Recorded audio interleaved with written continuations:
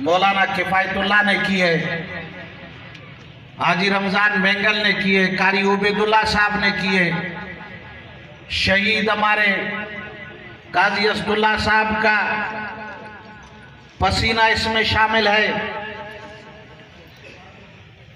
जब हम एक नाहक कत्ल में पकड़े गए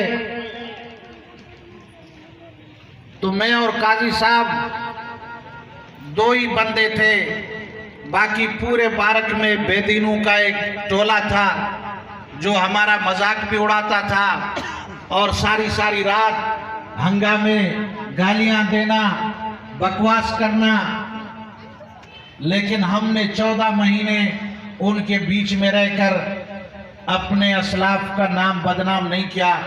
हमें आखिर हुआ कि आप जमात को छोड़ें, आपको हम अभी जेल से निकालते हैं, लेकिन हमने उसको ठुकरा दिया और इस जमात के लिए अपना तन मन धन कुर्बान कर दिया। हमें पता था या फैसला होगा या फांसी होगी, लेकिन हमने आप लोगों से यही कहूँगा कि ये मुश्किल हालात, ये तकालीफ, ये परेशानियाँ सब आएंगी, लेकिन बर्दाश्त करना, और बर्दाश्त के लिए भी अपनों का हौसला चाहिए।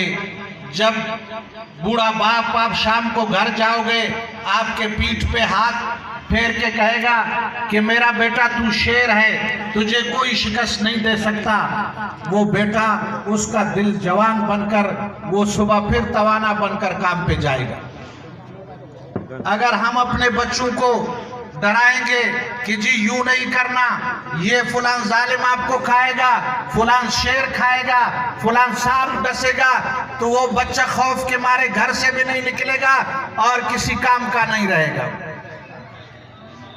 दुनिया ने इस निजाम को अल्लाह ने जो पैदा किया है, इसमें सांप भी हैं, बिच्छू भी हैं, कांटे भी हैं, दरिंदे भी हैं, कातिल भी हैं, जालिम भी हैं, लेकिन आपको सीना तान के चलना है, डरना नहीं है, झुकना नहीं है, किसी का खौफ नहीं लेना है, किसी सरदार नवाब, किसी जाबिर से आपको ये खौफ नहीं लेना है कि मैं एक मुल्ला हूँ, मैं एक तालिब हूँ, मैं इस जालिम के सामने कैसे खड़ा रहूँ। मेरे अजीज दोस्तों, आपको खड़ा रहना है, उसको ललकारना है। जिंदगी का अगर एक दिन अल्लाह ने लिखा है वो मिलेगी, अगर नहीं लिखा है तो आप कब्र में चले जाओगे।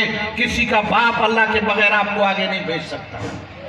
नारे तकबीर, जमीयत उलमा इस्लाम, ललकार है, ललकार है, शेर की ललकार है, ललकार है, ललकार है, कायद मिल्लत इस्लामी हजरत मौलाना फजलुर रहमान साहब। लिहाजा साथियों को हौसला दे दो, ये हमारे बच्चे हैं। मैं मौली शाह मोहम्मद से कहना चाहता हूं, मुफ्ती वली साहब से, इन साथियों को हौसला दो, इनको हिम्मत दो, यही हमारा सरमाया है। मुश्किल वक्त में यही हमें काम आएंगे। इनके मुश्किलात को समझो, इनकी परेशानियों को समझो। जो साथी नाराज है उनके पास जाओ। आज अगर भाई सुमार नाराज है, इस महफिल में अगर मुझे नजर नहीं आ रहा है, तो ये उसका कसूर नहीं, हमारा कसूर है, क्योंकि हम बड़े हैं, हमने उसके पीठ पे शायद हाथ नहीं रखा। आज वो नाराज होके बैठा है, वो बच्चा है, वो नादान है, उसको समझाना हम बड़ों का काम है।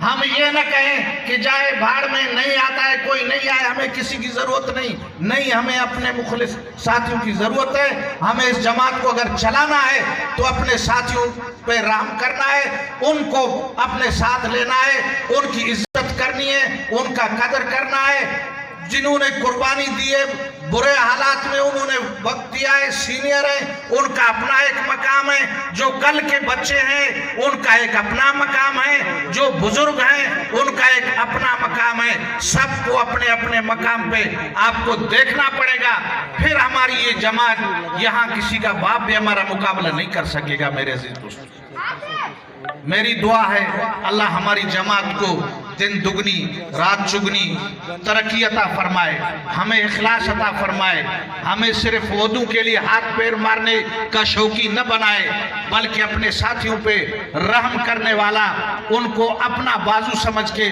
उनको साथ लेके चलने वाला बनाए। बहुत मेहरबानी, शुक्रिया।